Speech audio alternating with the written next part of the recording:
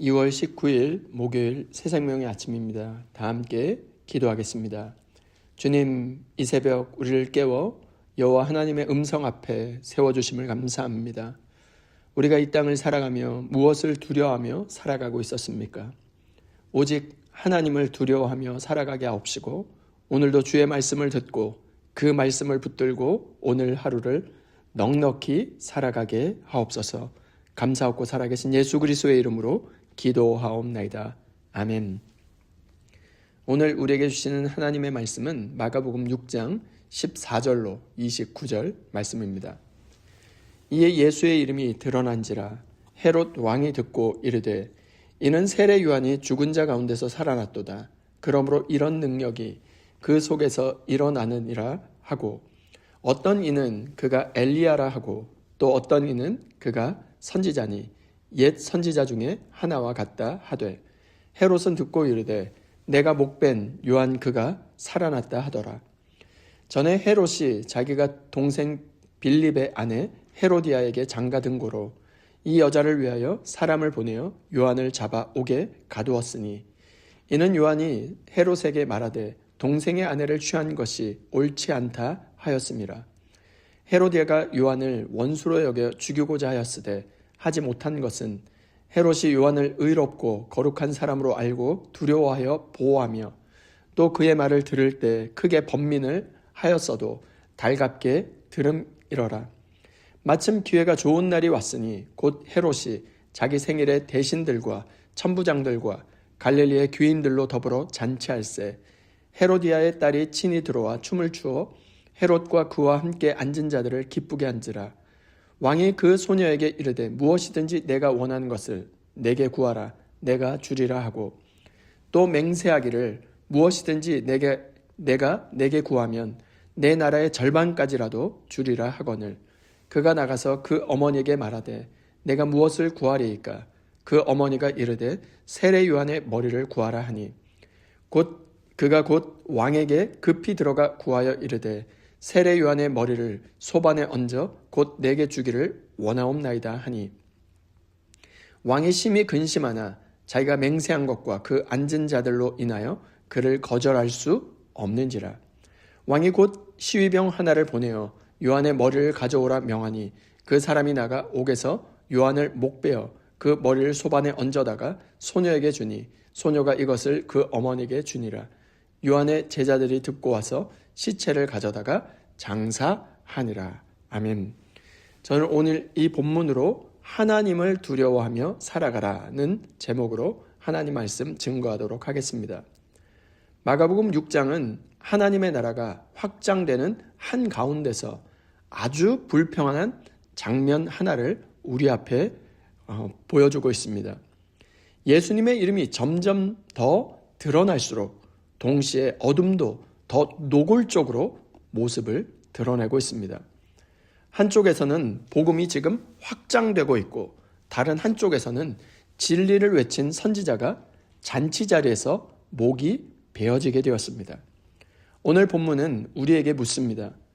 누가 정말 불행한 사람이며 누가 참으로 행복한 사람인가? 이 질문을 우리에게 하고 있습니다.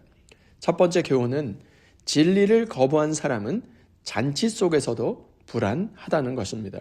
14절 말씀입니다. 이에 예수의 이름이 드러난지라 헤롯 왕이 듣고 이르되 이는 세례 요한이 죽은 자 가운데서 살아났도다. 그러므로 이런 능력이 그 속에서 일어나느니라 하고 헤롯은 왕이었지만 결코 평안한 사람이 아니었습니다. 헤롯 왕이 듣고 이르되 이는 내가 목벤 요한이 살아났다 하더라 말씀하고 있지 않습니까? 세상적으로 보면 그는 모든 것을 가진 사람이었습니다. 권력도 가지고 있고 궁전도 있고 잔치도 열 수 있는 사람이었습니다. 그러나 그의 내면은 두려움과 불안으로 가득 차 있었습니다. 왜 그랬을까요? 헤롯은 요한을 알고 있었습니다. 마가복음 6장 20절 말씀입니다. 헤롯이 요한을 의롭고 거룩한 사람으로 알고 두려워하여 보호하며 또 그의 말을 들을 때 크게 번민을 하면서도 달갑게 들음이러라. 20절 말씀을 보면 요한을 의롭고 거룩한 사람으로 알고 있었고 그의 말을 들을 때 번민하면서도 달게 들었다라고 기록하고 있습니다. 문제는 여기입니다. 말씀을 듣기는 했지만 회개하지는 않았습니다. 그는 진리를 들었지만 결단하지 않았고 양심의 소리는 들었지만 자신의 욕망을 내려놓지는 않았습니다. 결국 그는 잔치자리에서 체면과 욕심과 두려움 때문에 가장 잔인한 선택, 요한을 처형하고 말고 있죠.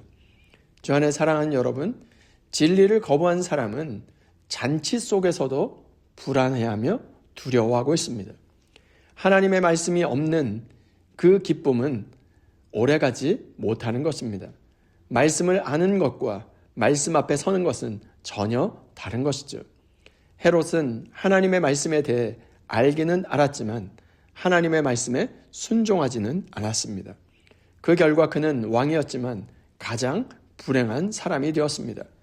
진리를 거부한 인생은 결국 자기 욕망의 포로로 살 수밖에 없는 것이죠. 말씀을 알고도 순종하지 않을 때 우리는 잔치자리에 앉아 있어도 평안을 잃게 됩니다. 오늘 하루 사람의 시선이 아니라 하나님을 두려워하며 말씀 앞에 즉각 순종하는 삶을 살 수 있기를 주님의 이름으로 축원드립니다. 두 번째 교훈은 진리를 붙든 사람은 죽음 속에서도 증언한다는 것입니다.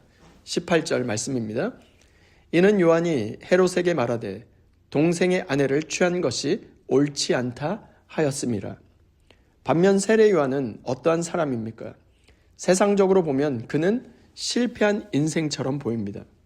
젊은 나이에 그것도 억울하게 잔치의 흥을 위하여 목배임을 당하고 있죠. 그러나 성경은 요한을 결코 불행한 사람으로 묘사하지 않습니다. 요한은 끝까지 진리를 놓지 않았습니다. 18절 말씀에서 그는 분명히 말합니다. 당신이 동생의 아내를 취한 것이 옳지 않습니다. 요한의 목표는 헤롯을 공격하는 것이 아니었습니다. 그의 목적은 회개, 주께로 돌이키는 것이었습니다. 진리를 말함으로 생명을 살리고자 했던 것이죠. 요한은 타협하지 않고 침묵하지도 않았으며 진리를 위하여 자신의 생명까지 아끼지 않았습니다. 그리고 놀라운 것은 바로 이것입니다. 요한이 죽은 이후에도 하나님의 나라는 멈추지 않았다는 것입니다. 14절 말씀입니다. 이에 예수의 이름이 드러난지라 헤롯 왕이 듣고 이르되 이는 세례 요한이 죽은 자 가운데서 살아났도다.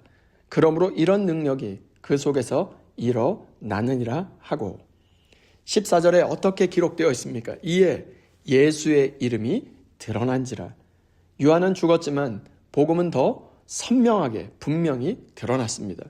진리를 위해 사는 사람은 죽음 이후에도 복음을 증거하는 것이죠.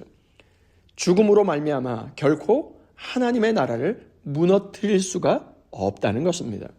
주 안에 사랑하는 여러분, 오늘 우리는 어떤 사람으로 살아가고 있습니까? 잔치자리에 앉아 있으나 두려움에 사로잡힌 헤롯입니까? 아니면 광야에 외치는 자의 소리로 살다 죽었으나 지금도 복음을 증언하고 있는 요한입니까? 세례 요한의 삶은 짧았지만 결코 헛되지 않았습니다. 그는 하나님을 두려워했고 진리를 붙들었으며 자기 생명보다 하나님의 나라를 더 사랑했고 소중히 여겼습니다. 오늘 하루도 세상의 불의와 타협하지 않고 말씀 앞에서 침묵하지 않으며 하나님만을 두려워하는 삶으로 이 하루를 살아가게 되시기를 주님의 이름으로 축원드립니다. 이 시간 받은 말씀과 공동의 기도 제목으로 함께 기도하겠습니다. 첫 번째, 말씀을 듣기만 하는 자가 아니라 손해가 따르더라도 진리에 순종하며 하나님을 두려워하는 삶을 살게 하옵소서. 두 번째, 세상의 잔치와 사람의 시선 앞에서 흔들리지 않고 세례 요한처럼 끝까지 진리를 붙드는 담대한 믿음을 우리에게 허락하옵소서. 세 번째, 목요일은 다음 세대를 놓고 기도하는 날입니다. 2월 20일부터 22일까지 진행되는 중고등부 수양회 가운데 성령께서 친히 임하셔서 우리 다음 세대가 하나님의 비전과 하나님의 음성을 분명히 듣고 발견하며 새롭게 결단하고 돌아오게 하옵소서. 공동의 기도 제목과 각자의 기도 제목을 주님께 올려드리며 함께 기도하겠습니다.